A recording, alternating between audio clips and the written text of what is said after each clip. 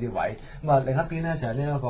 歐羅亦都有出現一個反彈。係啊，咁啊歐羅一度上過1.25嗰啲水平啊，咁啊見到咧資金咧又再次咧有一個逆向性嘅轉移啊，咁啊即刻咧就要同外匯專家咧就去研究下呢個貨幣市場嘅情況啊，點解咧突然之間啊會有咁大嘅轉變啊？咁啊即刻請嚟咧，不如福匯亞洲嘅客戶服務經理林偉俊 Terry 同我哋傾下啦。Terry 你好，不如先講講隻 yen 先啦。嗱 yen 咧就見到佢去翻呢7個月以嚟咧就呢個高位啦，咁啊就去到86.96嚇，咁啊尋日喺呢個美國時段，咁啊而睇翻啦，即係當然啦，美國日本嘅數據出嚟咧亦都唔錯啦，咁啊而官方亦都講翻話進一步要即係積極滅赤啊。咁嗱Terry 點樣睇翻 yen 呢一個即係急升咧？其實睇翻yen最近做咗呢兩日啦，就即係比較強少少啊。其實主要原因咧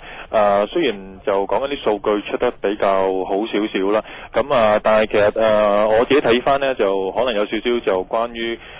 美國嗰邊啲數據出得麻麻，而影響到有啲資金就流入咗yen 入邊嘅。咁其實睇翻啲數據啦，主要嚟講呢幾日出咗都即係琴日就假期啦，但係咧就都有出咗啲數據啦，就美國嗰邊嗰個 ISM 指數製造業嘅，咁亦都係連續都跌咗2個月咁樣㗎啦，都差唔多而家去到56.2呢個位。呢個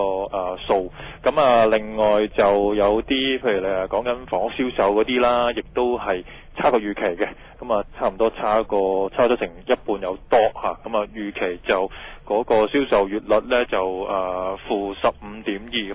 咁但係其實一出嚟咧就直頭負30%，咁我相信呢啲其實始終嚟講美國嗰個房屋銷售咧，其實對於美國嗰個經濟復甦，我相信咧投資者都會係比較睇得重嘅。咁如果真係嚟緊嗰個房屋仍然係銷售嚟到滯銷嘅話咧，其實唔多唔少咧都會有對美國嗰個經濟嗰個復甦咧都係會有好大影響。咁所以其實呢啲比較差嘅數據一出咧，咁引致到即係會有啲資金啦流翻入去yen 嗰度會做翻避險。咁其實但係睇翻咧87.5呢個水平嚟講咧，都見到係有翻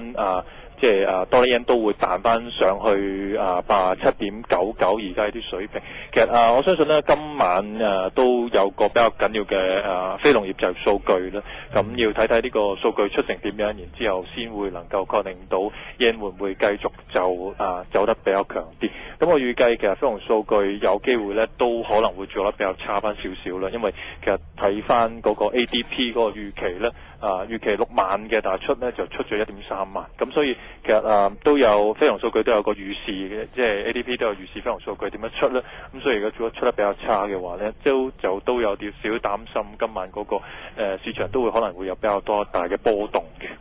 咁另外 Terry 咁即刻要請教埋你美元啦，嗱，因為咧講到你頭先都講咗啦，琴晚嘅美國咧一啲數據都比較差，特別咧譬如話好似美國嗰個ISM 個製造業指數咧係7個月以嚟最差嘅表現啦，加上啦內地咧就出嗰個 PMI 咧亦都連跌2個月啦，咁而家市場咧又再次憂慮到咧中美經濟個增長啦可能會放慢，嗱，見到美匯指數方面咧就穿咗85，而家就喺84.749嘅水平啦。其實譬如話咧，而家市場再次擔心啦，即係陷入2次衰退嘅情況之下，會唔會咧美匯指數咧短期有機會進一步再向下，或者去到啲咩水平咁樣咧？其實講緊美匯指數嚟講咧，反而我哋就要留意翻咧。其實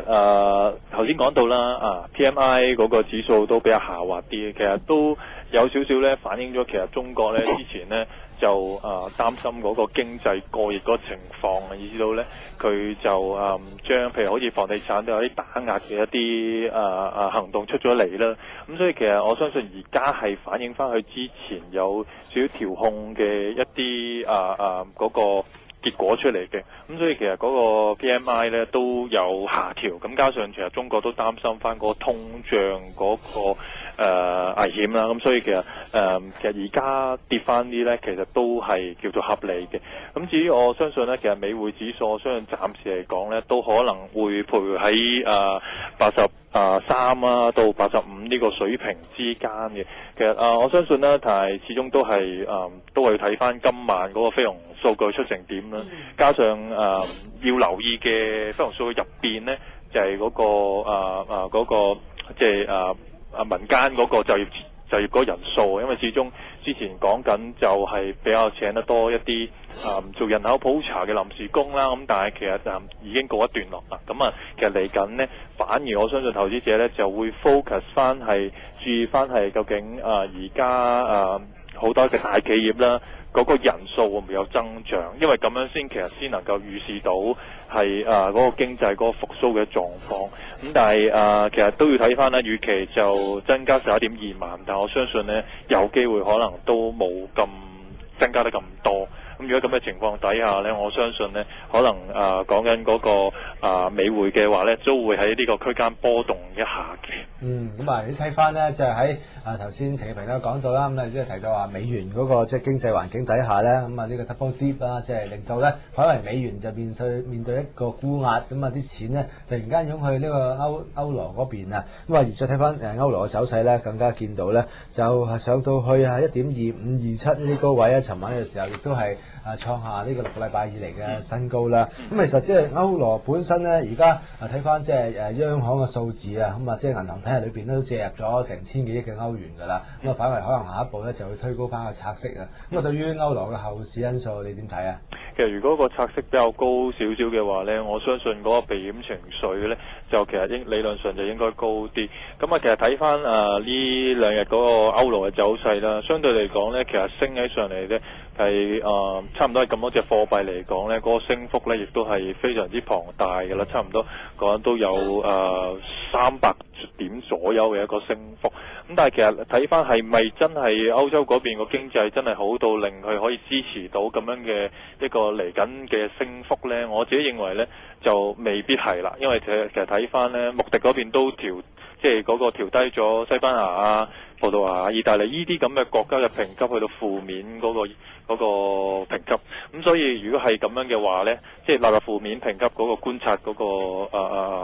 個項目入邊啦，咁樣。咁所以其實睇翻呢，就真係我相信啦，嚟緊嗰個歐元嘅話呢，其實睇翻而家日線圖嚟講呢，都已經係上到去50天嘅平均線嗰個位置㗎啦。咁但係其實都見到喺呢個水平呢，1.25呢個位置啦，都遇到比較大嘅阻力嘅。咁我相信其實而家嚟講呢，投資者可能呢，我相信呢，稍為